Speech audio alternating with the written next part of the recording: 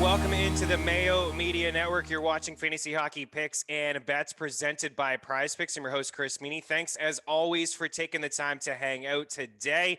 We have 8 games in the NHL, so lots of action to break down with my guy, Eric Young, who is hanging by. If you're new to the show, please rate, review, subscribe, smash that like button. We'd appreciate if you have a comment. Maybe it's a fantasy hockey season-long question. You could be into the semis. You could be playing finals this week. So if you have a question, I will circle back before puck drop to help you out there as well. It is time for the Prize Picks play of the day. Follow the link inside the description of this video for a 100% first deposit match using the promo code. PrizePicks.com is where it's at. You can mix and match across all the sports that you love, and they're all happening right now. This is a great time to be a sports fan. So as I mentioned, 8 games on the ice. So lots of action over at prizepicks.com. I'm picking a couple guys that I don't think I've picked all year. And I know for sure I haven't picked Phil Kessel at 2.6 against the Sharks and Brock Besser at 3.1 against the Ottawa Senators. So let's start with Phil the Thrill. That's right, Phil Kessel. 2 goals and 9 points in his last 9 games, a quiet 9 points over his last 9 games. He's got 3 points and 9 shots over his last 2 contests, and he has at least 3 shots on goal in 5 of his past 6 games. So he's shooting the puck. Heck, he's getting to the 2.6 fantasy points just on shots alone. He's got a date with the Sharks over the last 5 weeks of the season, basically all year long. 5-5 numbers, according to our friends over at Natural Stat Trick. They have been bad. They've allowed the 7th most high danger chances over the last 5 weeks and the 3rd most goals against per 60 at 5-5. Just look at Kessel. Last year, 70 games, 14 goals and 38 points. A 9.2 shooting percentage was the 2nd lowest mark of his career. It has basically been flipped for him this year. 48 games, 17 goals, so 3 more, and 37 points, 1 fewer point, like 30 fewer games played. He's got a career high 17 shooting percentage, but he was due for some good luck after last year was so brutal for him. So the over 2.6. And then Brock Besser here, 3.1. I think it's slightly low as well. 1 goal, 4 points, and 9 shots in 4 games since the Canucks started playing hockey again. He has 3 blocks over that span. 1 goal on 4 shots Saturday against Ottawa. I thought he looked really strong in that game. Ottawa, not as bad as the Sharks over the last 5 weeks, but still inside the top 5 in shot attempts and shots against, as well as scoring chances allowed at 5-5 per 60 minutes. So the over on Brock Besser, consider Bo Horvat as well. He's at 3.1, and then the over on Phil Kessel. Check out prizepicks.com for the latest. All right, EY, what up? Happy Monday, 8 games. Welcome. He's rolling on, man. We're fantasy playoffs. We're getting close to the real playoffs. I can't walk or leave my couch. It's a good time to be alive. Just like a sip of coffee there. I didn't know you would, end that sentence like that. Yeah. Good time to be a cripple.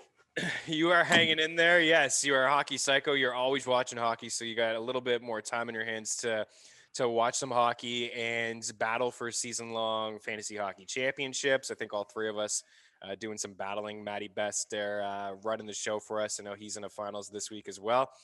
So like I said, if you have any questions, you and I have been chatting about this every single Monday. Just quickly hammer home that point that you need to look at your opponent. I would take a look at just project his week in terms of maybe hits and blocks and faceoffs.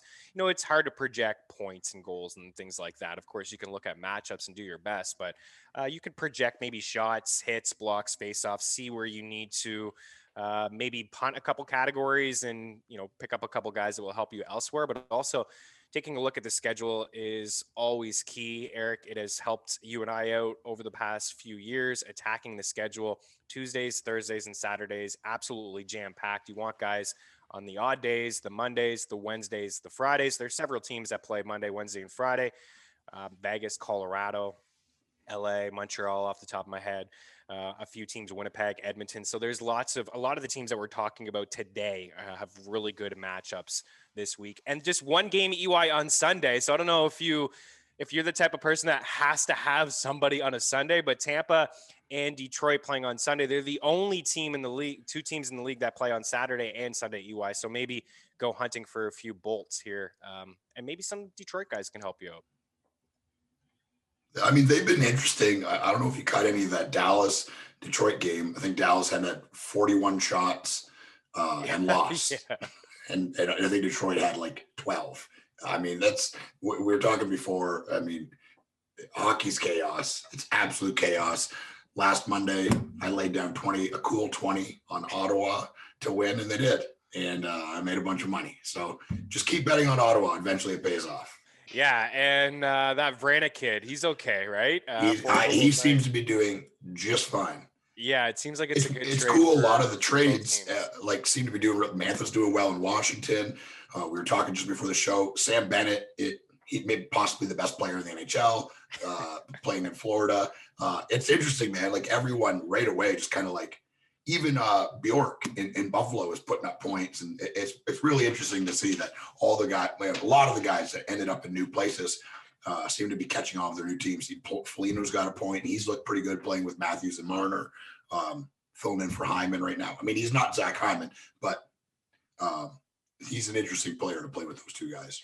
Yeah, absolutely. A lot of the trades, it seems like a good deal for both. I like the side of Detroit. I really like the side of Washington too, just getting a guy like Mantha for that playoff run. He's going to play some playoff hockey, but I thought Detroit had a magnificent return, right? Eiserman, we've said this before. When Eiserman calls, just hang up. Yeah, you don't answer that call because he's man. He's so handsome, you can't say no. I don't know what it is. Yeah, even Jeff Carter. I think Jeff Carter has looked pretty good, and it's kind of lit a fire under Jason Zucker a little bit, and then they get Malcolm back soon.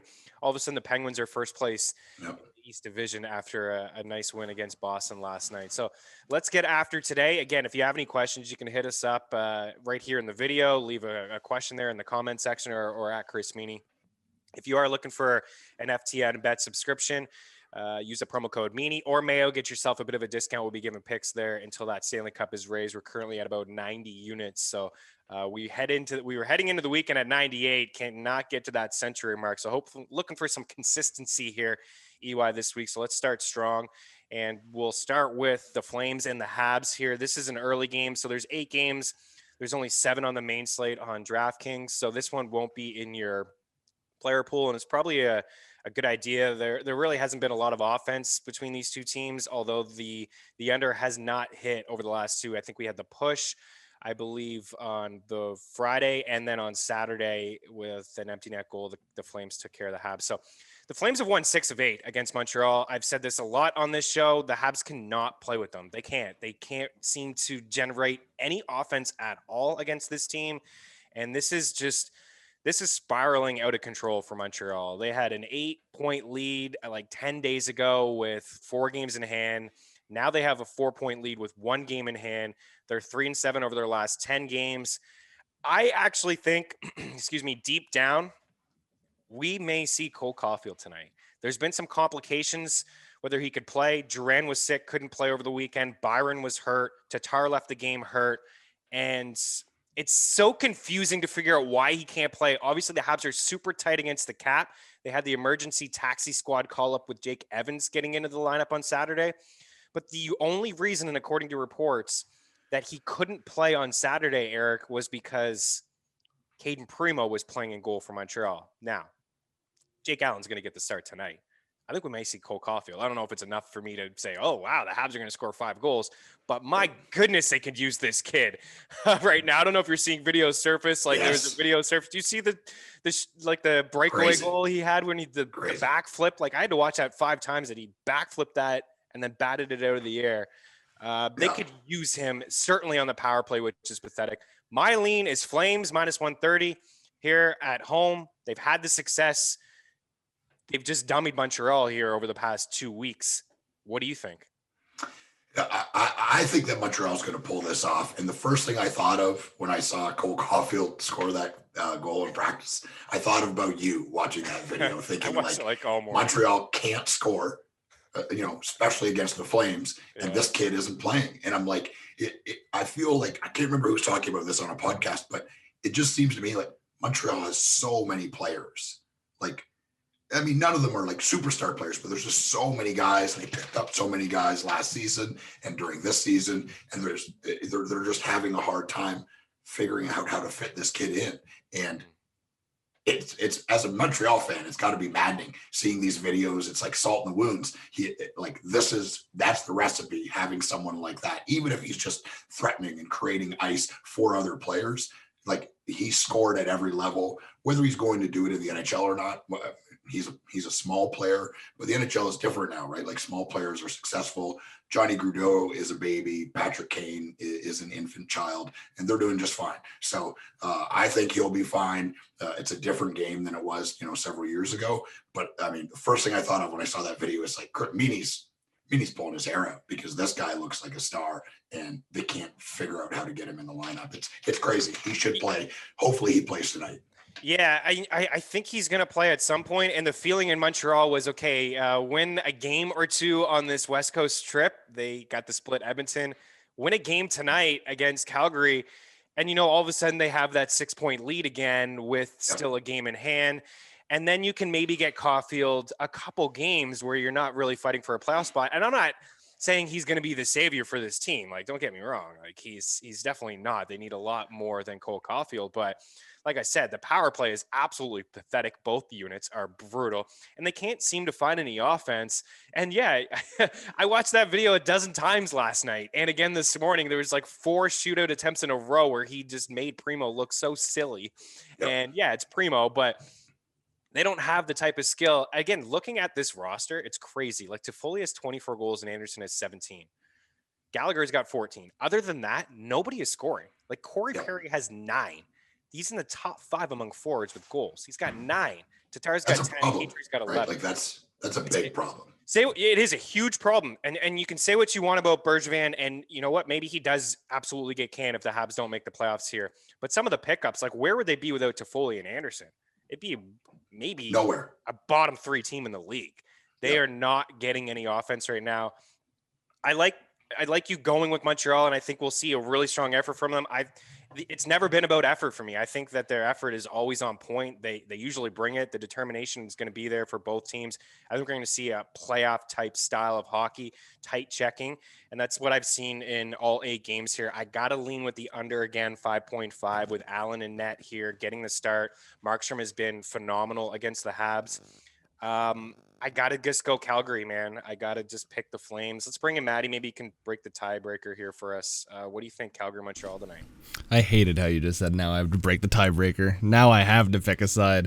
I'd honestly go with Calgary here. I just think Calgary plays Montreal and has their number, but this is one of the games where I would not be surprised whatsoever if Montreal won it. Because Montreal seems like they pull these games out of their ass every now and then, and this feels like the spot where they absolutely have to.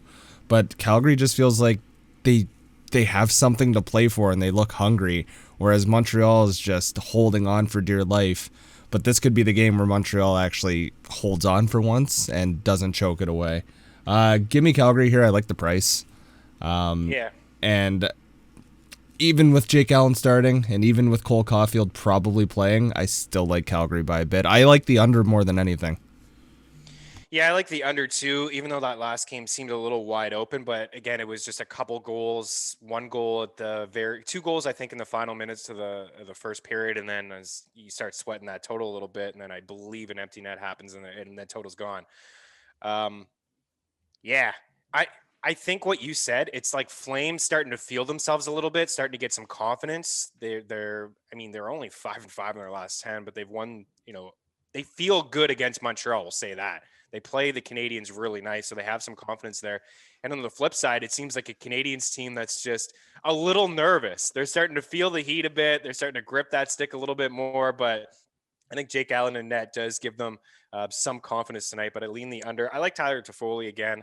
Just taking this guy all the time, like the shot prop, 2.5 minus 135 over at William Hill Sportsbook, minus 167 DK. So just shop around, use that free prop shop over at ftnbets.com. Okay, your Sens, EY, your Sens. You put a cool 20 bones down on the Sens last week to beat Vancouver, was it? They've been winning some games in a row here. Not in a row, but 4-6 in their last 10. Not bad. So they're at home, back home against the Canucks again. This is the 3rd straight meeting between these 2 teams. They will play again, I believe, on Wednesday.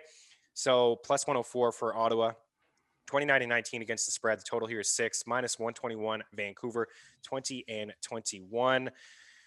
Vancouver's had their way with Ottawa. They've won 6 of 7, but they got the split there over the weekend. What do you think, EY? Doubling down on the Sens? Yeah, I feel like Ottawa is kind of feeling itself right now. And I'm going Sens here. I just feel like they're playing with this kind of weird confidence. Like, look, they're not making the playoffs. I'm losing my $20 where I bet on them to win the Stanley Cup. There's no doubt about it. But because of my bet last week, I'm in the positive with the Sens. So I'm back to loving them. And just Vancouver is a team I don't trust. I know they had the feel-good moment coming off the crazy COVID protocol, and they beat the Leafs twice. The first game, the Leafs outplayed them all 3 periods. They just got goalied by Braden Holtby. Hockey's impossible, and I'm betting on the Senators. I like watching them play. I like a lot of the players, and I don't trust Vancouver. So Ottawa to win here. I do think I would lean the under here too. I don't think there's going to be a ton of goals in this one. Yeah, I like the under as well. I had it on Saturday, and it was a push 6, but it was a 3-0 victory for Ottawa in that first one, and then a 4-2 victory.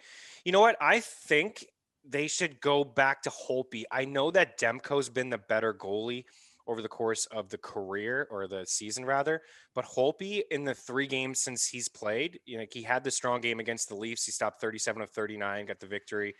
And then he had another good game against the Leafs. So they went back to him. I don't know if Demko was cleared to return with the COVID protocol, but they went back to Holtby, and he stopped 37 of 47. He got the win against the Leafs. So then they went to Thatcher Demko. In the first game against the Sens, they lost 3-0. And then they went to Holtby again on Saturday, and he stopped 26 of 28. Left wing lock, daily faceoff. They got the lean with Thatcher Demko. I think they go Holtby here, and I'm kind of hoping, as a guy who streamed Holtby this week, wouldn't mind getting that start tonight. I like the under either way, but just something to keep in mind. Both of these goalies I think would be in play for me. I would expect them to go to Matt Murray, but Holtby at 8K on DraftKings, Demko at 8K, and even Matt Murray. I'm seeing the day-to-day question here. He's 7.5. If he doesn't get the start, that would be enough for me to get away from the under. Like, Hogberg is not the answer. So as of right now, if Matt Murray is in there, I'll go with you and lean with the Sens, but I like the under 6 for sure. But just keep an eye. I mean, that may be a bet that's just worth waiting it out. In net for Ottawa, because Murray's played good. It's been a weird year for goalie stuff. Like, sometimes you don't know right up until puck drop. I was telling you guys last week, I waited, and they said Varlamov was going to play, and then Sorokin played, and he had a shutout and stopped like 36 shots, and I lost a fantasy league because of that. So it's been a weird year for everybody, and that's definitely the thing. I'm with you. I would go back to Holtby here. He's kind of like the hot hand. And I know Demko dressed, but I think I was reading something about him just not feeling good.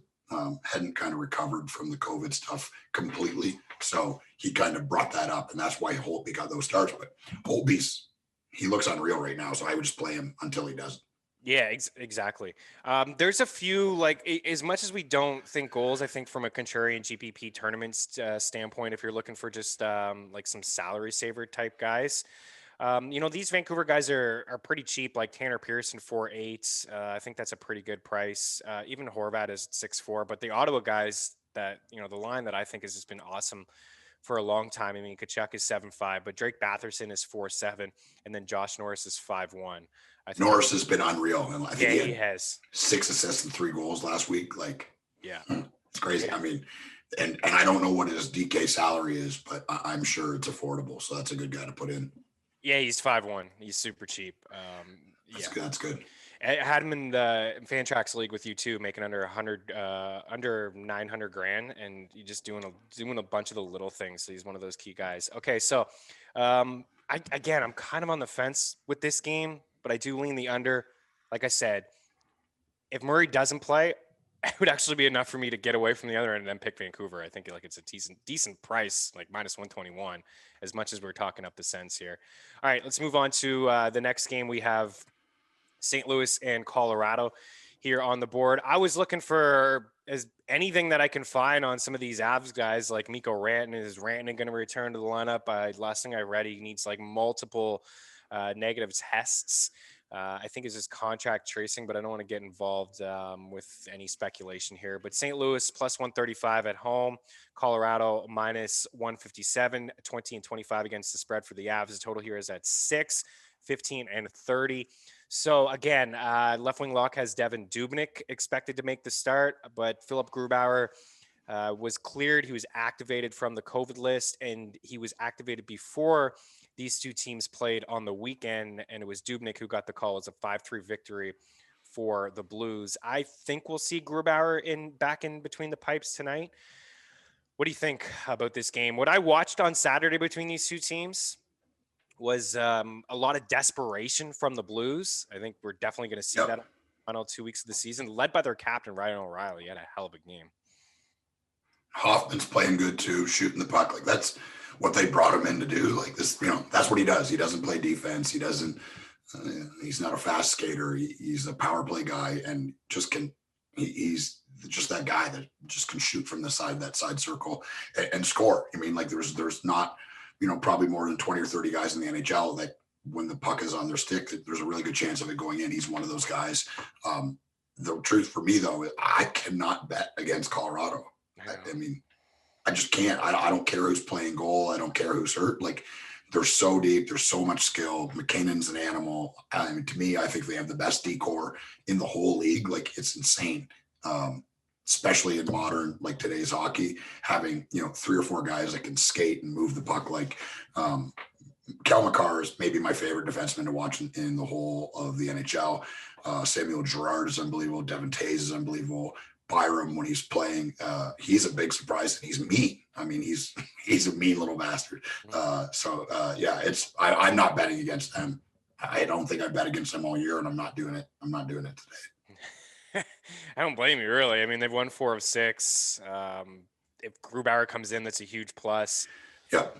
Minus 157, Maddie, will bring you in, is not a bad price for Colorado. It's one of the better prices that we've seen from them all year. Yeah, I can definitely pay that, especially if Grubauer does play. Minus 157 is fine with me. I might actually dabble in the puck line here for the Avalanche, because how often are you going to get them at that price? I don't know what it is off the top of my head, but if the money line's minus 157, the puck line has to be pretty nice for the Avalanche. We'll say that. Don't like the total, but the puck line and the money line is what I'll be on here for Colorado. And see, I'll give you the puck line price here. Again, using the free parlay calculator over at ftnbets.com. Can't find it. Lied to you guys. Doesn't exist. Does not exist. You can get that at plus 100. Yeah, I'll do that. For the Avs, I'll do that any day of the week. Yeah, I feel like if you're going to give me plus money on the puck line for the Avs, I'm going to take it most of the time. Here, I got it brought up now. So best odds possible, 148. Yeah. Plus 148 for Colorado. In. Yeah, I'm not in, but I like it. It's a pretty good price. Like, it's certainly worth it. I'm not in, but I like it. I'll just take one on the money line. But I like anytime you get Colorado like plus money like that, I take shots on them in Vegas all the time. Just like if you can get plus money. I think just what I saw over the weekend, I know what we're saying, it's hard to bet against them.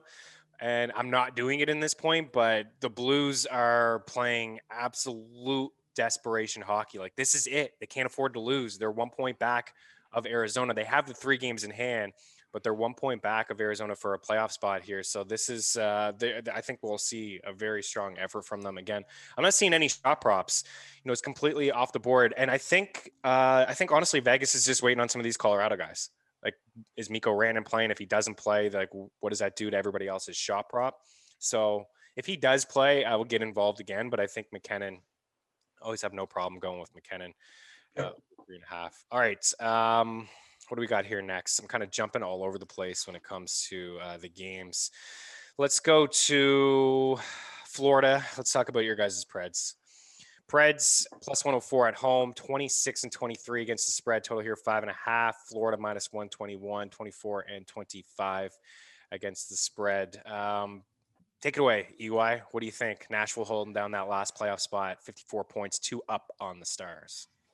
Yeah, I think anybody. I mean, I've been following this team closely. Obviously, I live here in town. They're my team, my hometown team. And the truth is there's a lot of people saying like, oh, they're not a good team, and blah blah blah. And Dallas is going to come back and beat them out of the playoffs. Then you're not paying attention. This is a different team than it was 6 weeks ago. Completely different team.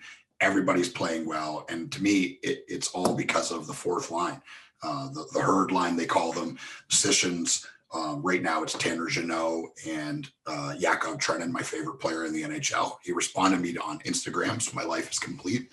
I don't think he speaks very good English, but I'm going to invite him to my house to smoke cigars, and that should be interesting.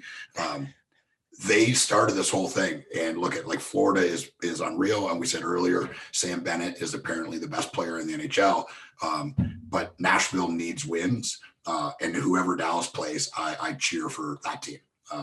As a person that's hated the Detroit Red Wings almost my entire life, cheering for Detroit and them winning with 12 shots was maybe one of the best hockey memories for me ever. But, It's wild.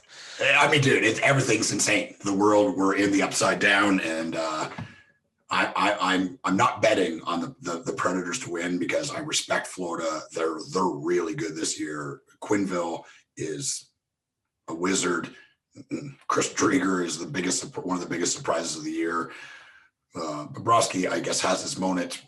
Spencer Knight looked awesome in his debut. 3 goalies that can play. I can't bet against Florida because I like them so much. But I want the Preds to win. Does that count for anything? It does, yeah. A little bit. It's hard to call. I don't care what you say. Like, I think people are expecting Florida to win because they've been unbelievable and they've played the Preds so good all year. I don't know if the Preds have even beat Florida this year. A couple times, 4 of 6. Nashville is moving. Man, they're playing, and they don't have any stars. Their number one goal scorer, Forsberg, hasn't played, and it feels like a decade. But they're getting it done, and it's all over. Kunin has been unbelievable. Yeah. Granlund is working his ass off. Yarncroc, like. There's these guys that just work, and Matt Duchene has looked pretty decent since he came back. He hasn't scored a lot of points, but he's been all over the puck, had it on his stick, made some pretty nifty plays, has some energy. So it's a really interesting team right now. Yeah, we talked about that line on Friday, and again, I think they hit the score sheet, the Granlund line. They were strong in that series against the Blackhawks. Maddie, what do you have to add between the Preds here and the Panthers? I know Nashville's been playing good, but I don't mind Florida here on with that price on the road. I think they can get the W. I'm taking Florida here. The fact of the matter is the Nashville Predators cannot play that top 3 in the Central well. They have 4 wins combined against that.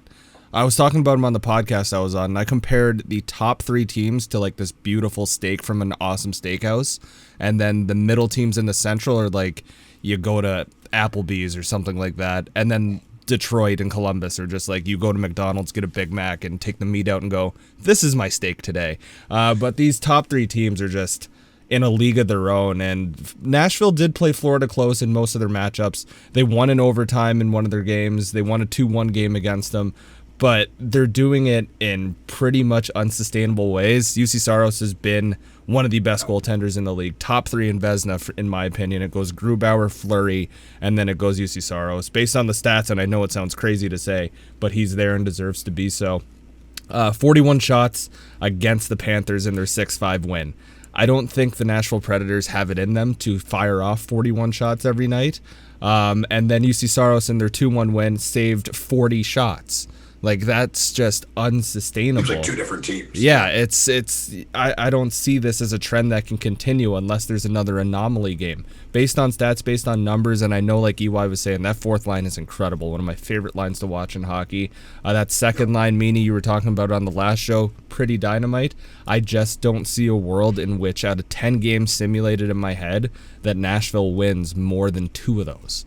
So I give them about a 25% chance that they steal a win here. I think Florida's just too hot. They have a lot of spunk after that Barkov no-look goal.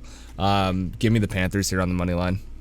Yeah, I'm going to take them too. Yeah, everything you guys said is spot on, and I think Saros is going to get some Vezina consideration for sure. There's no question. Yeah, I mean, this is a team that's playing really good right now. They do have Dallas on their heels, 7-1-2. We'll get to the Stars in a little bit, but I think You're right. EY would probably maybe see a bit more desperation from Nashville and Florida, feeling themselves. But at the same time, it is so key to get the number one spot inside this division. So you don't have to play Carolina or Tampa Bay, right? If you come first, then you play Nashville or Dallas. Like, not going to be easy, but it's a lot easier. And you just have Carolina and Tampa beat up on each other in that first round. So these games still very meaningful for the Panthers. I like the price. I'm going to take them. I was looking at some shot props here. I was, Barkov is too juice minus 202.5. So I won't go there. And I can't find Duclair or Bennett right now, or Hornquist. Like, these are guys that I would really like, and I'm not finding them right now. So just maybe in a little bit. We're recording kind of early. Huberdeau is not a guy that I want to get involved with. Barkov, like I said, 2.5 minus 200. I'm seeing Horquist now 2.5 minus 167. Maybe you can put him in a couple parlays. That's a little too high for singles, but I think the guys that you can get at plus money under the radar would be like a Duclair and maybe a Bennett. Those guys will be plus money for 2.5 shots. They've been fine. They've looked good. I've really liked Toronto has been shooting the puck like crazy. If you can. Oh yeah, he's always plus money too. Vetrano, he's a guy, a volume shooter, loves to shoot it. But that second line with Bennett and Huberdeau and Duclair they've looked real nice. From a DFS standpoint, I'm not there. I kind of lean the under. I'll probably stay away. But Saros has been so good. And you mentioned Bobrovsky. He's had a nice bounce back season, Eric. He's been pretty strong. Okay, so I guess you're a Carolina fan tonight. Carolina in 100%. Dallas. Pick the Stars. Dallas plus 105, 22 and 25 against the spread. The total here 5.5 minus 122. So this is the first of two, a back-to-back here. I expect we'll see Khudobin. I don't know who will see Carolina. Nedeljkovic has, I think, 3 straight starts in a row now, because Mrazek is hurt again. So maybe we see Reimer get back in there. Nedeljkovic is just flat out awesome. Real. I love this guy. I think he's such a stud. I kind of feel the same way. Just getting a good team on the road with good odds. Like, we're getting Colorado with decent odds. We're getting Florida with decent odds, and we're getting Carolina here with decent odds. But the Stars have been real strong. I mentioned 7-1-2 in their last 10 games. 2 games, they played 2 fewer games than Dallas or than Nashville, and 2 points behind. That was a tough series for Chicago. They needed to win 2 of the 3 against the Preds. I don't want to say that they're done, but 5 back is real tough with 8 games left to go for them. So they look finished. So I guess you're on Carolina tonight. Yeah, I am. And I like Dallas. There's a lot of players on that team, but they have played so many games in the last couple of months because of the storm and because of all the COVID stuff early on in the season. Like, their schedule is so compressed, they're going to hit the wall. And I think that's happening now. I get 40 shots is impressive against Detroit, but you couldn't get one to go against Detroit. And I think it might have been Grice. I don't know. I can't remember who was playing goal. But for me, Carolina is an unbelievable team. I love this team. There's so much team speed. They're so aggressive. They're playing Predators, and they were on a penalty kill, and it felt like there were 6 guys on the ice. And it's just this relentless wave of 2 guys on the puck at all times. It's got to be frustrating to play against them, and very difficult to play against them. I don't think Dallas has enough speed to contend with Carolina, and the goaltending in Carolina has been unbelievable. So yeah, I'm going Carolina here for sure. I think I do like the over, because I think Dallas is going to be playing desperate. And I just have a weird feeling about the over. I would lean that way if it was Reimer getting the start. If it is Nedeljkovic, I will kind of just go the opposite with the under. But yeah, Carolina they're good, man. They've won 5 of 6 against Dallas. They've won those games pretty easily. Was a 1-0 shutout. Mrazek was strong in that game, but other than that, 5-3, 4-1, a couple shootouts actually. So it's been tight despite the wins really being there for Carolina. From a shot prop standpoint, our guy Robertson, man, what a run he's just on. He's so nice. He's basically challenging for Rookie of the Year. I think Kaprizov still wins it, but he's right there. Yeah, Kaprizov had a big week too. He was feeling maybe Robertson behind him there. That toe drag goal was. I don't know. It's so nasty. It's going to be 80 degrees here. I might wear his jersey today. Just sweat it out. Represent. Sweat it out. Yeah, I'm not finding any luck here early with some shot props, but I do see Robertson there plus money again, William Hill Sportsbook. So 2.5, Jason Robertson. For Carolina, I usually lean with Svechnikov, but it is a sweat job. But if you're just picking one from that game, it would be Robertson. If Nedeljkovic gets the start, you can feel a lot better about Carolina.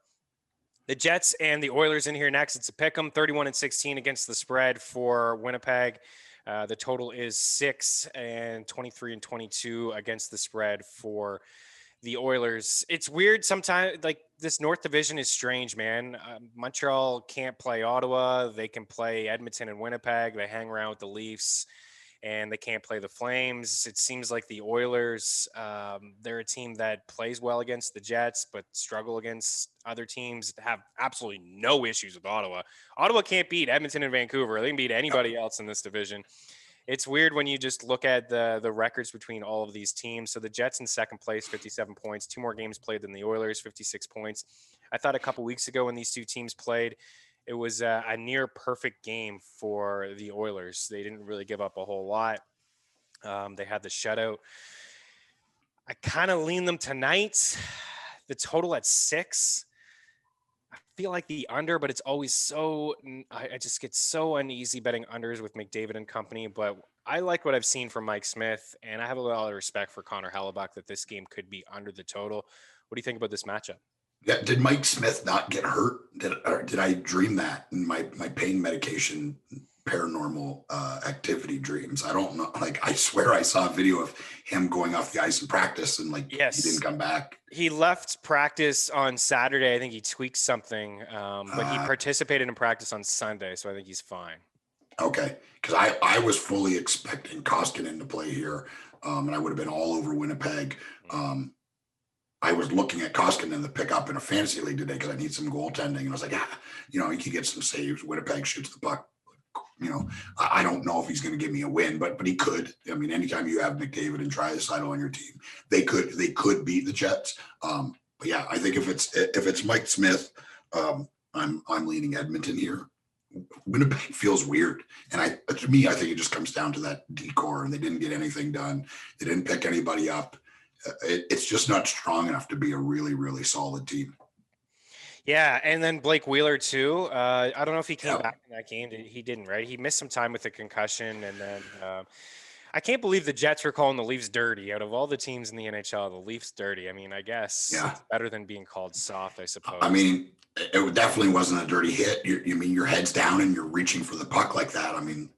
I don't know. It's still full contact in the NHL as far as I know. I don't think they've changed the rule.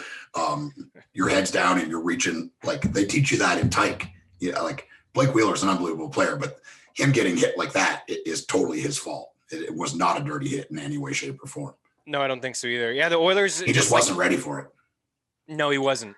And they need him inside the top 6. They're very potent, obviously. Their top 6 is very strong. But yeah, they didn't really do anything at the deadline. Defensively, yeah, sure, they grabbed Pierre-Luc Dubois. But defensively, they didn't do a whole lot. Jordie Benn is not the answer. But the Oilers have just owned the Jets. They've won 5 straight against them. They've won 5 of 7. They've played really strong against them. And the fact that it is Mike Smith, I think Mike Smith is going to get the call. I like the fact that he returned to the action, or to practice rather, on Sunday. So I like Ehlers' shot prop. He's been hitting quite a bit. I don't think he did the last game, but he's been over 2.5 here. Most times out of the past couple weeks. That is my favorite guy from that game. And then we'll move on. I don't have really much to say at all in this next one. LA and Anaheim, I'm just not going to bet it. These two teams, I can't get a feel. They're not good hockey teams. I don't want to put my money on these teams. Maybe if there was 3 or 4 games, we would make a bet here. I sometimes say to Cam that a no bet is sometimes a good bet. And he says, what the hell does that mean? I don't know what that means. You got to make a bet here. I think he would take the Ducks plus money. I'm not going to touch it. LA's minus 148. Anaheim's plus 128. The total here is 5.5. This is not for me. What do you think, Eric? Yeah, I feel like you. I don't know who either of these teams are. LA was kind of a cool story at the start of the year. They were winning games. Dustin Brown was unreal. Anze Kopitar, again, I mean, just getting it done and no one's talking about it. I think he's in the top 10 in scoring, and the Kings are not a good hockey team right now. I think they're going to be shortly, maybe as soon as next year. Anaheim, I think, has a longer road to climb, but they're going to be very good again at some point with Zegras and Comtois and like all these young players that are going to be very, very good players in the NHL for a lot of years. They're just not there yet. They're too young. I think if I was going to do something, I would go Ducks. I mean, they could win anytime Gibson's in net. They could win. He's unbelievable. The Anaheim Ducks could definitely beat the Los Angeles Kings. And right now on DraftKings, it's showing a plus 140. So if I was going to make one, that's the bet I would, because I mean, I don't know. And I like those odds. Yeah, what do you think, Matt? Is this just a stay away game for you too? WWCSD. What would Cam Stewart do? Cam Stewart would bet on the Ducks here, and I would tail Cam Stewart. And now WWEYD, Eric Young, would bet on the Ducks. So I'll make it a 3-for-3 there. I like EY said, it's the price, because out of these two teams, like you said, Meaney, I don't really have a firm grip on either one. It's like a Jekyll and Hyde performance between the two teams all season long. Give me the Ducks here strictly on the price, but I will just not bet this game. We have a lot of other games on this slate that I like a hell of a lot more. This might be my least favorite game to watch and to bet on. I won't have any of this. I just put $5 on the Ducks. Oh my God. Well, see, when that happens, now I have to go put some money on the Ducks. Every time you do that mid-show, I feel like you win those bets, right? Yes, it's the mid-show EY bets. It's happened more often that I've won than I've lost, for sure. I mean, I got a couple before the season started. There's some questionable ones in there. My Ottawa Senators to win the Stanley Cup I can admit it was a mistake. But the odds were so crazy. I can say one bet that I'm feeling really good about that I did before the year started was Minnesota to play in the Cup and Minnesota to win the Cup. They could do it. I mean, I believe in them that much. The goaltending's good. They've got a top probably 3-5 defense core, and their Kaprizov is like just changed the kind of the makeup of this team. Yeah, it's given them some firepower. They've always been strong defensively and strong in goal. It's just you wonder about the offense, but it's given them something. Yeah. And, I feel like Parise's been better too. And you look and you see him on the fourth line, but he doesn't get fourth line minutes. He kind of moves up and down the lineup. I know he's a little bit older in his career, but not to have him inside the top 6 just gives them a little bit more balance up and down their lineup. I can't even take any shot props. Like 6 weeks ago, a game with Raquel and Dustin Brown, I would probably get involved with both of these guys for shot props. And I don't want to take the under. So the price isn't all that good. I mean, Dustin Brown has one shot in 3-4 of his past. Maybe I will take the under on Dustin Brown. I can't do it. I can't get behind it. Anaheim and LA are going to play 4 straight games. They've hardly played each other this year, so they're going to wrap up 4 straight games between these two teams. Right down the highway from each other. That's so bizarre. Yeah, must watch hockey. Go Ducks. The Ducks, quack, quack, quack, plus 144 on the money line if you want to go that route. Okay, and Arizona and SJ Sharkey.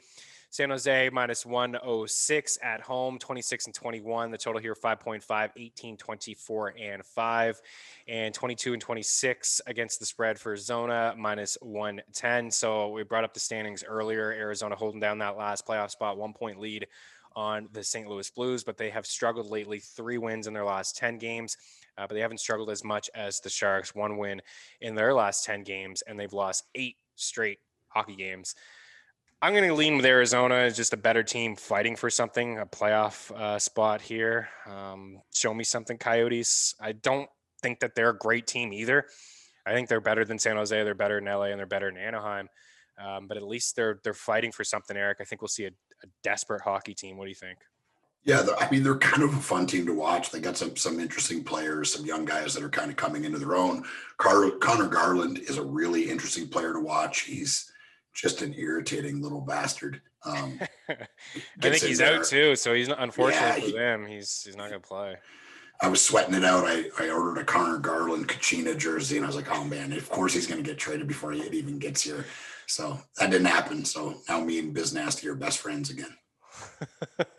Yeah, he was on the trade block, and he's a guy that maybe, they could move on from and get something from.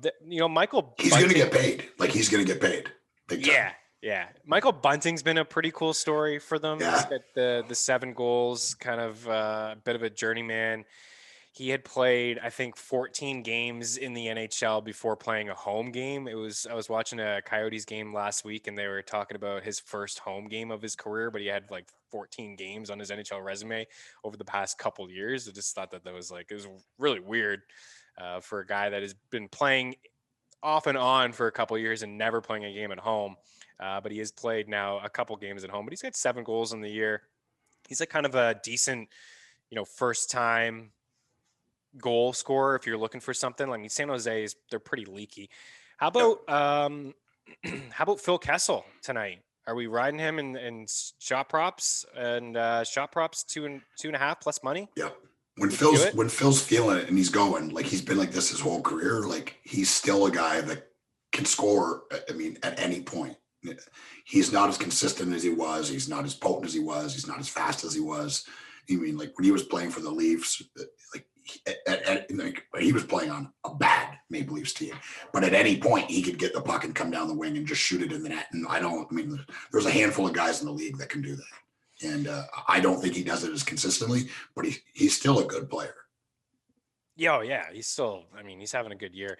So just what I've noticed from him, 4 shots last game, 5, then the 0 against Minnesota, but 3 before that, 4 against Minnesota, 5 against Colorado. So this is a guy who's been over 2.5 now in 5 of his past 6 games. And we can get him at plus money, William Hill and DK, plus 115 over 2.5 shots. It's weird. It feels weird to put him in, but I'm putting him in. From a DraftKings standpoint, let's roll here and find out where we think the goals are going to come from and then get out of here. Let's talk at the center position. McDavid, McKinnon, Draisaitl, Barkov, Scheifele, Trocheck, Kopitar, Aho, Bo Horvat, Rupe Hintz. He's if he plays, he's a point per game guy. He's averaging more DK points per game than Kopitar, Trocheck, Horvat, who are priced more. Scheifele, he's 0.5 behind, and he's $1,000 cheaper. If he plays a little bit deeper, O'Reilly, JT Miller, Hurdle, Kadri, Couture, Josh Norris, Jamie Benn, Mikhail Granlund.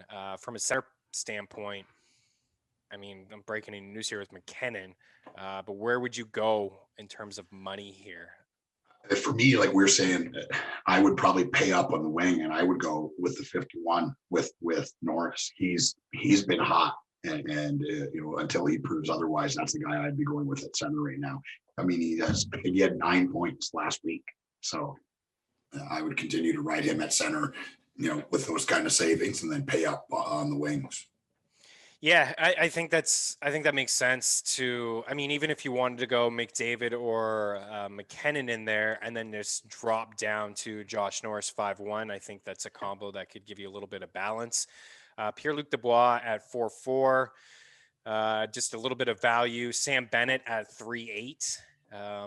That's just a price, even against Saros. I know it's tough. That's just a price that it's just, a little cheap, too cheap to ignore. As we move over, like if I was to spend up at center, it would be with Nate McKinnon at 9-1. A lot of the games between St. Louis and Colorado have gone over. There's been a lot of offense in those games. So that's my lean there. I kind of stay away from Winnipeg and Edmonton. I don't think we'll see a ton of goals there. I think it could be a lot tighter than people expect. And then over at wing, we have Connor up at the top, Kachuk, Landeskog, Ehlers, Kane, Hornquist, Pavelski, Brock Besser, Victor Arvidsson, Huberdeau. We got Robertson all the way up there at 6-1 now. Perron, as we dig deeper, Nugent Hopkins, I think, is a good value. If you don't agree with me and you want to get involved with Edmonton, even as a one-off 5-9, playing with Connor McDavid, that price point is just too low. What are you doing here? So you're going to spend up at wing. Who's the guys here for you? You're going to pair up Norris with Kachuk, or are you going to? Landeskog is underpriced at 7-1. Yeah, I think I would probably go with Kachuk. I like to match at least 2 of the players that they're going to play together, and you can double up in points. So I'd probably go Norris and Kachuk there. I'm probably staying away from Florida, but I think I would look for maybe Niederreiter. Like a Duclair. You stay away from Florida, so you go in Carolina, maybe. Yeah, I'm going Carolina. Yeah, I think Carolina makes for a decent stack.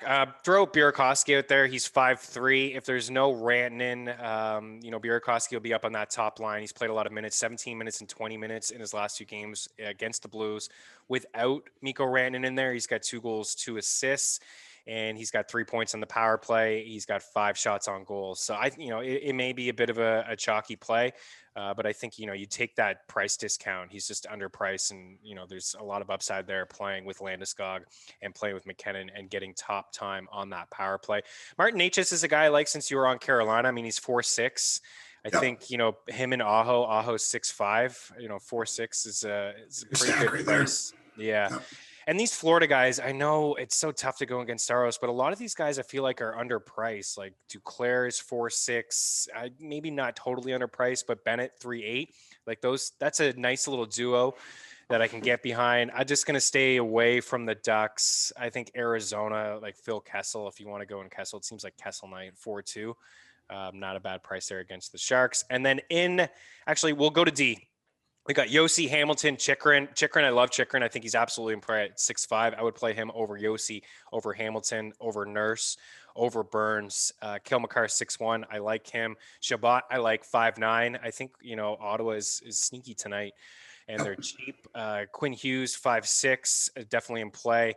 Heiskanen, if there's going to be no Klingberg, I think is a guy that can, he's fairly cheap on other sites, but I think he's a guy who's, played 27 minutes, Eric, against Detroit without Klingberg in the lineup. What are you doing at D? You spend up, or you try to? I can seek out some value if you talk the top of the board here. Yeah, I like the Shabbat call. I would also be looking at Colorado as well, and Chychrun. I mean, he's having a massive season, man. Like a guy that nobody was talking about, and is just really showing up. He's, I think, probably their best guy on D, and not enough people are talking about him right now. No, he's been great. Maddie, what are you doing DFS tonight? Where would the stacks lie for you? It's interesting for me. I'm looking around here, and I want a piece of this Hurricanes and Stars game. I don't really want anything in the Panthers-Predators game. I might actually, though, take Hornquist there. He's the only guy out of everyone on that slate that I think is decently priced for one-off in GPPs. Other than that, I agree with you. Oilers-Jets, I'm going to stay away. I like the under there in that game. I think I just go to the top of the board and get guys like McKinnon in my lineup. I go and take a Chychrun, and then I fill it in with value plays. I love that Norris call. That Norris call is going to be in a few of my lineups. Other than that, it's going to be a very it's going to be a plug and play kind of thing. There's no game to me on this slate that screams goals. I know. Because usually we can pick out. It is a weird night. Yeah, usually we can pick out like 1 or 2 games that it's just like, yeah, that's the over, and just call it a day. But a lot of these, there's not one that pops off at the page.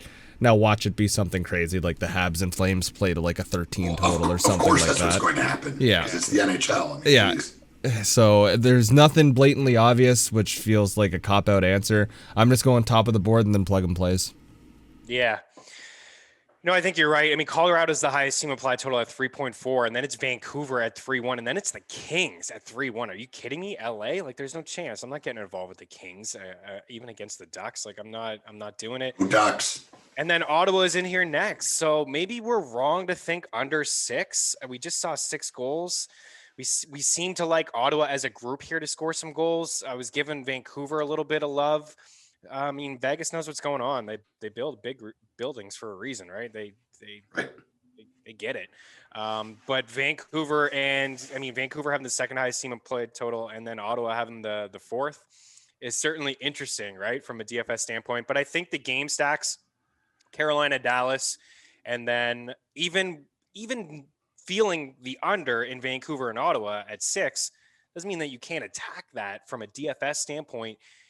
Both sides have very cheap plays there. I mean, you get a Hughes, you get a Shabbat, you get the Besser line in there, or you go Tanner Pearson with Horvat, and then you take the Josh North, Drake Batherson line, and then you still have money left over to spend up on maybe a Landeskog or a McKinnon, get Burakovsky in there, and then away you go. I think in net, as we wrap up here, I mean, Markstrom.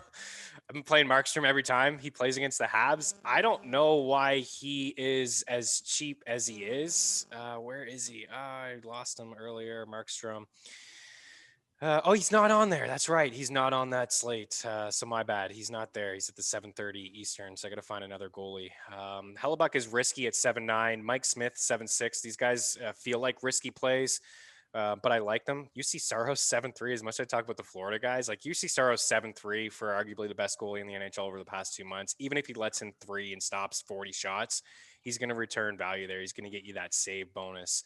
What do you think about? I mean, Eric, you obviously like UC Saros. Yeah, I mean, like you said, like over the last couple of months, he's, if not the best, he's in the top 3 goalies right now. He's making me look dumb. I said that he couldn't be an everyday starter because of his height. But he's proven me wrong, and I'm happy about that for sure. That price, I would probably lean him. Like, look, Florida's in the playoffs. They're going to be in the playoffs no matter what happens. And I know that Quenneville will have these guys ready, and they want to be in first and blah, blah, blah, blah. But the Predators are desperate. They need to win every game, and everyone's pulling the rope in the same direction. I'm not betting against the Preds for the rest of the season. And I would go with Saros in your DK lineup tonight. Yeah, I like him, and I'll throw out Darcy Kemper in there. If Nedeljkovic does play at 8-1, I'll play him. Even a desperate Dallas team, they can put 40 pucks on net like they just did. I don't think they'll do that against Carolina, but I like Nedeljkovic. I just really like where his game's at. He's just a strong goalie. Okay, so Matt, let's wrap up here. What do we got from Friday? I don't feel like it was great. All right. You want the good news or the bad news? Give me the bad. All right. Bad news is you went 1-6 on your picks. Oh. I want that noise on a soundboard so I can just fire that off. Mini money line is what hit. I'll save you the pain and not tell you the rest. 130 and 90 is your record there. Shot props 3-1 though. Hall hit, Toffoli hit, Capri hit. Zibanejad said no thank you. Brings you to 65 and 37. What do you got for us today? Okay. Yeah, that record on the side's not great.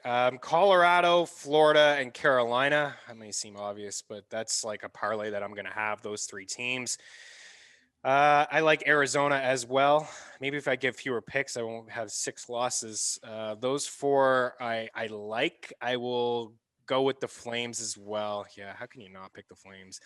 Calgary, Colorado, Florida, Carolina, Arizona. If you want a couple totals, Calgary and Montreal under 5.5 and Ottawa and Vancouver under 6. That's it. There's a ton. If you like action, there's a ton more over at ftnbets.com. Use the promo code Mayo or Meaney. But that's it. Like Colorado, Florida, Carolina. Like those are the 3 I'm going to have in some parlays. And then you can take Calgary in the under if you want to get involved with Ottawa and Vancouver in the under there. But I think Arizona is a good one to chuck in there as well. It's a decent price for a desperate hockey team fighting for their playoff lives. From a shot prop standpoint, there's not a lot here, honestly, that I like. I like Toffoli. I like Robertson. I like Ehlers and Kessel. Like those 4 are the ones. There's nothing on Colorado because I think Vegas is just waiting on Rantanen. If Rantanen plays, you can put him in there. I'll put McKinnon in 3.5. Like he's not going to go to 4.5. McKinnon 3.5. That'll pop up maybe a little bit later on when we hear more news about Mikko Rantanen and company. And then if you want another long shot plus money, Anthony Duclair. So yeah, lots of picks, tons of action. EY, your favorite pick on the board tonight? Sens. Baby. And well, let's not forget about my Ducks either. Oh yeah, quack, quack, quack. Why all the bad teams are my teams? Yeah, what's with you, man? I don't know. I'm not advising that anyone bets on the Ducks in the Sens, but like we said, when I have that weird gut feeling and I watch a ton of games. I'm not saying it's going to happen, but Ottawa's going to win, and the Anaheim Ducks are going to win. A Sens and Ducks parlay is plus 380 right now. Oh, we may have to go back in. Just all in on the Sens and Ducks. Let's go. Here's some first or anytime goals. Batherson, Barkov, Natchez, Kessel, and Burakovsky. Good luck out there. Eric Young, Matty Best, myself, Chris Meaney. We'll talk to you on Wednesday. Cheers.